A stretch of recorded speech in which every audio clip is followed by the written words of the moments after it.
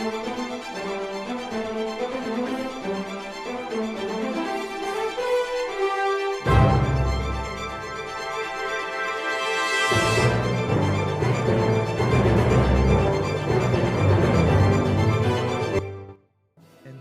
for our first episode, we're going to go over the history of cinema, brief history of cinema. Well, hi. I thought you were gonna start talking about it, but okay. I guess the history of cinema would start with the kinetoscope invented by Thomas Edison, and they put up the first theater of that in 1894. So it's thought to be the start of the silent film era and the moving picture era. I like that's where you started because one of the things I have wrote down is Charlie Chaplin, and I want you to get a little more into that. I know you know a lot more about cinema than I do. Talk about the impact that Charlie Chaplin had on cinema. The impact Charlie Chaplin had is just, it's in every facet of it. He was an actor, a producer, a director. He had his own production company. Some of the characters he made are so iconic. The Tramp, where he's wearing the bowler hat, he's got the mustache and the cane. Yep.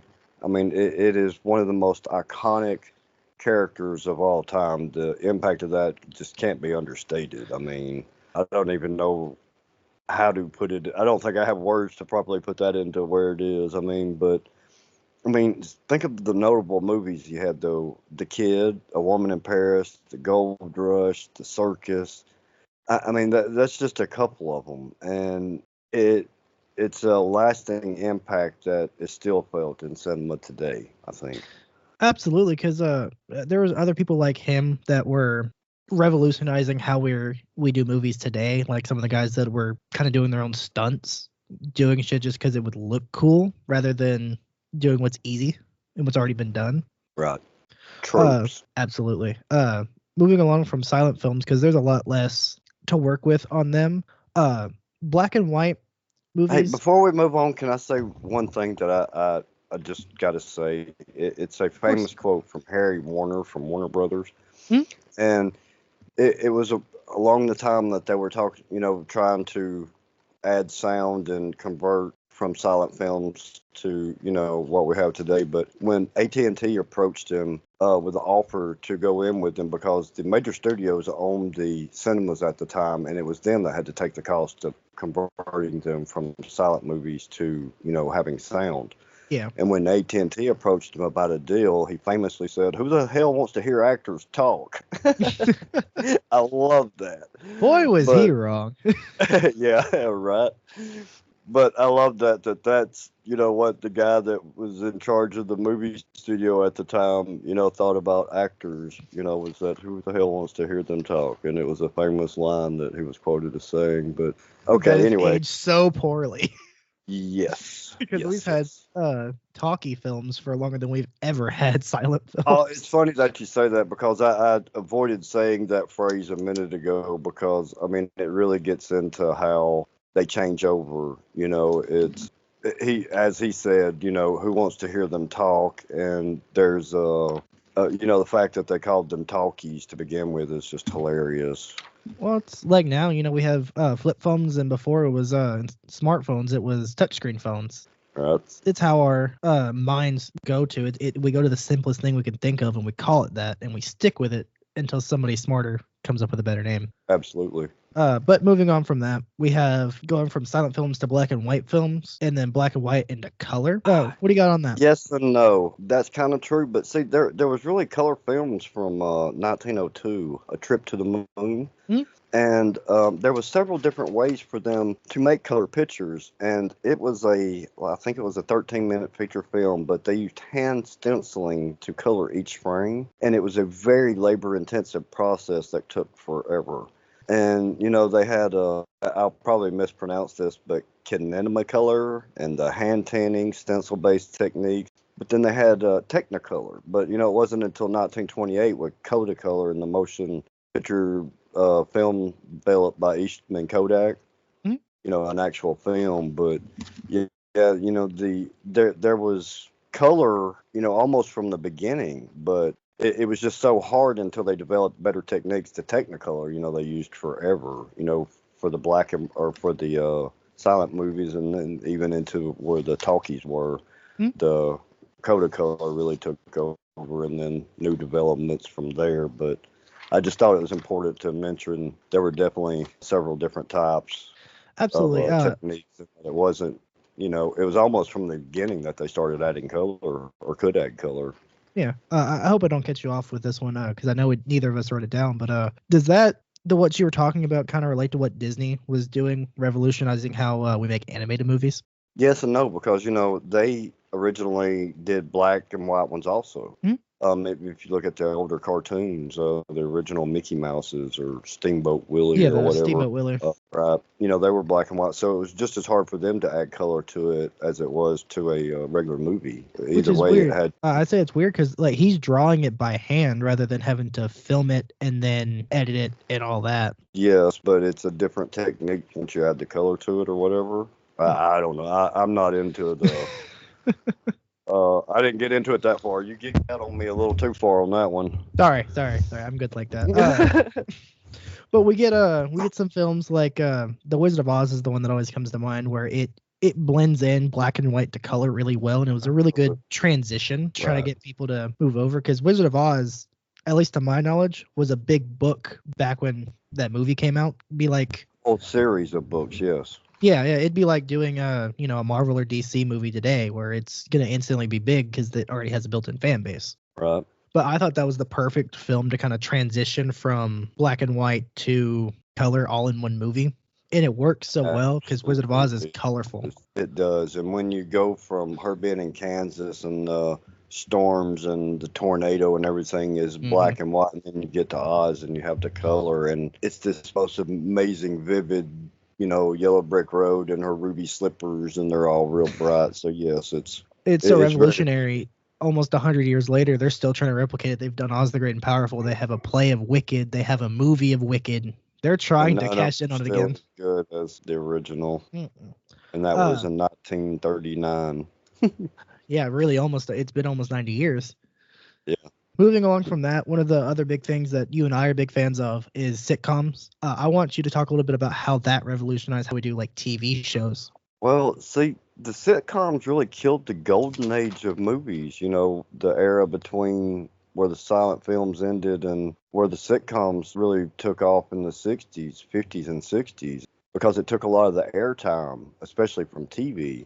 Because, you've got I Love Lucy and The Honeymooners and then all these westerns and sci-fi shows and stuff that are coming on, and they're taking up this airtime from the TV, so it really cuts into the movie industry as far as TV goes. So I think it has a huge impact. And then even up into the day and the 70s and 80s soap operas that go on even until today, some of them have run almost the whole time, like All My Children or Days of Our Lives. Days of Our Lives, yeah.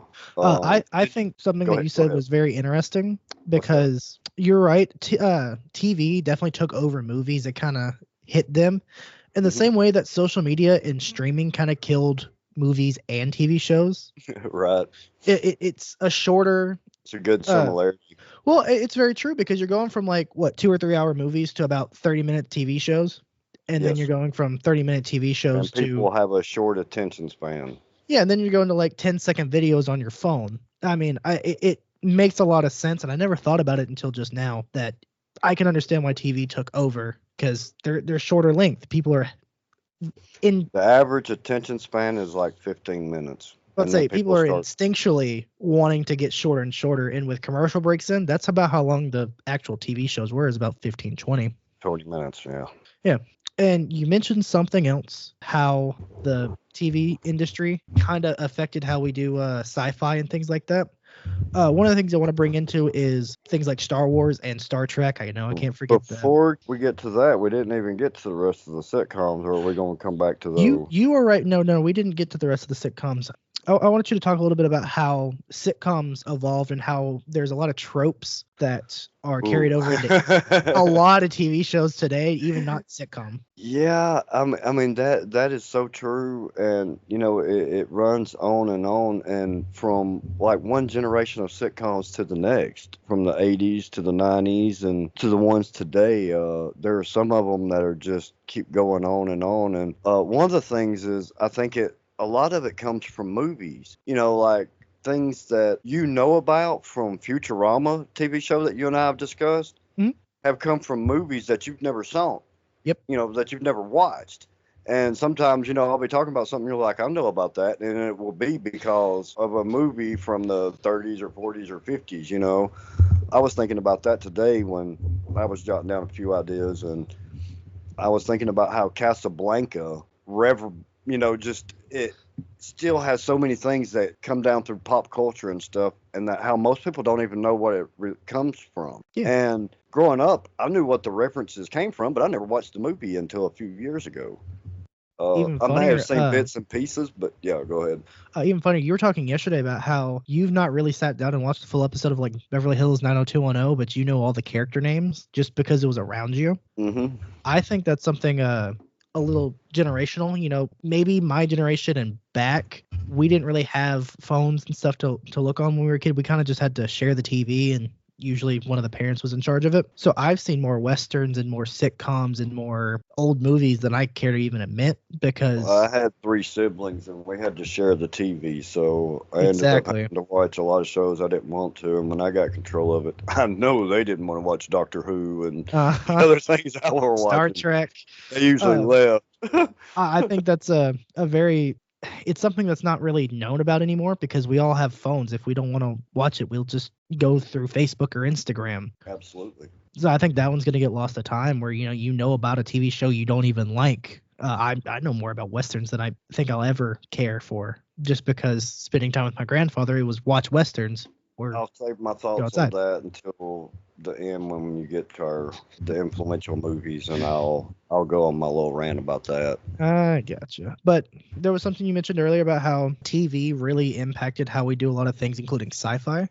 And the note I have down is Star Wars, and I know you're going to want to get into Star Trek, but I want to talk honestly, I agree with you that Star Wars contemplation probably did more for changing makeup and monsters than Star Trek did, but Star Trek came along first, and Star Trek gave them a good place to start, but Star Wars definitely took it and ran with it. And I want to talk about how things like that, prosthetics and stuff like that, turned into almost like our modern horror movies, where a lot of the good ones don't try to rely on CGI, they try to rely on prosthetics in the best way they can make it look real. Right.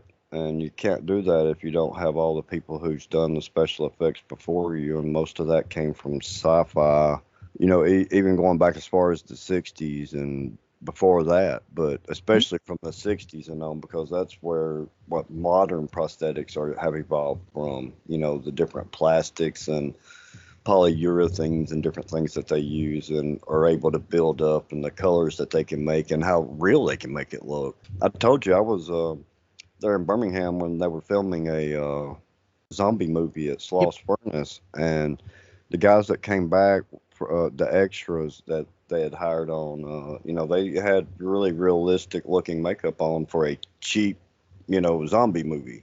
Yeah. Now imagine what things like Zombieland did. Exactly. And then one of those guys on the street. Jesus, that. I think the zombie apocalypse was here. Probably shoot them. I just find it so funny that Star Wars is kind of what evolved into like things like Cabin in the Woods and the Friday the 13th series and the Nightmare on Elm Street series, because without Star Wars prosthetics, like that would have been near impossible to think of. I mean, just about everybody in Star Wars at the time was non-human. Right. Non-humanoid even. I mean, you had droids and random aliens. You had very few humans, and they were the main characters. But the more people realized how hard prosthetics are, the more we started to rely on CGI. What I have wrote down is Lord of the Rings, one of your favorite series, one I just couldn't get into. Talk about the advancements of CGI over the past 20 years. Well, say 30 years, and then you can do it, because it really started with a movie that I can't remember the name of. I should have looked that up, but that Peter Jackson worked on before Lord of the Rings. It's where he developed a lot of the technology that he did for Ghost. And them working with the green screen and CGI in the Lord of the Rings, and one of your favorite actors there, what's his name? Played Gollum. Andy Serkis. Serkis, yes. He is one of the pioneers of working with the green screen, Working with motion capture as well. Motion capture, yes. Because that's what, like, most of our video games, like Red Dead Redemption 2 and stuff like that, they're all mocap. They're not just voice actors and animators. Right. They're doing everything they did. But Lord of the Rings took every bit of the technology we had it, and then he invented something to go with it. Yeah, for real. He did. I mean, he was just really a pioneer. Peter Jackson was really a pioneer in the field, and I brought that up right now because that's something I'd really rather talk about at the end too. But we've already got it.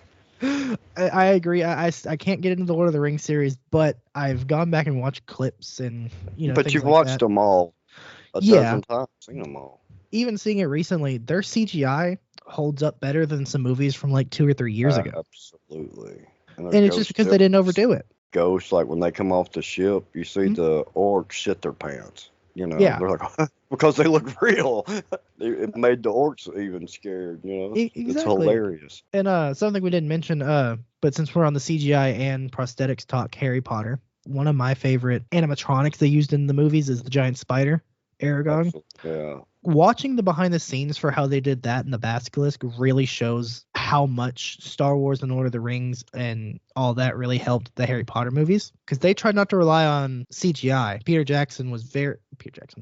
Chris Columbus was very big on following Peter Jackson's footsteps, trying to use anything but CGI to get it done. That's why they don't have a lot of ghosts in the beginning of the movies. That's why the house elves are only there when they need to be, because they want to make it look as real as possible. And if they would have CGI'd that spider in, it would have looked horrible. It would have. And animatronics can be awesome. Yeah, I mean, the Five Nights at Freddy movies prove it. Right. I know you haven't seen it, but moving from Star Wars and Lord of the Rings, something that they didn't do very much, but like Marvel took it and ran with it, cinematic universes. Well, you might as well jump into the last and ask me my favorite movie so I can talk about Iron Man. That's a whole different thing.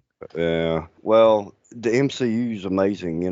It made everybody want their own universe and series, and man, they made so many movies and so much money off of it. It's ridiculous. I don't even think you realize how much MCU content there is. There are TV shows, there are movies, there are comic books, there are. I'm aware. There's so much that they don't even keep track of everything. The merchandising and all of it, the whole 9 yards. And they're wrapping everything around now. They're wrapping everything around now to where even other universes like the Sam Raimi universes are technically canon. They're a multiverse.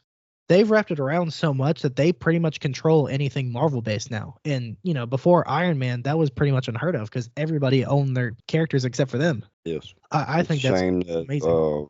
Marvel had to sell off stuff before they got big.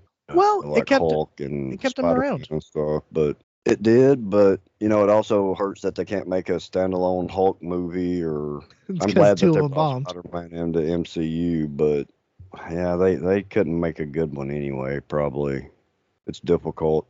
It's very difficult. They need to make a series, but that's a whole different story. Issue. I think. Yeah. I know you do have some problems with the MCU. You're getting tired of just seeing so much of it. I'm sick of it. But. I'm glad that you can admit that they have an amazing feat of structure in our main society now. I mean, everybody knows at least one. Pick up their game. I thought they made some better movies because of it. Don't talk about DC. I'm still bitter. I'm still bitter. I don't like most of it, but I'm a fan of the Justice League, and you're a fan of the Snyder Cut one, not the regular one.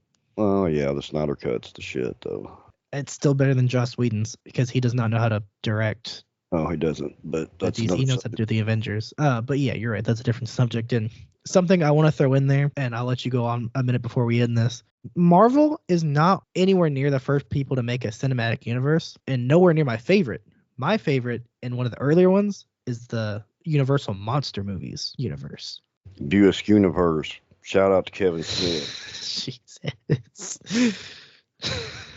We're talking about the Universal Monsters, not Kevin Smith. Well, hey, you said that they didn't start the cinematic universe. You were correct. They did not. There's been others. Hell, you can call Die Hard a cinematic universe. No. There's a Well, do bunch they of have movies spin-off in a movies? No, but no. I don't consider it a cinematic or expanded universe unless they have movies that are not called Die Hard. Fair enough. But Universal monster movies, and you had something you want to talk about from our personal lives.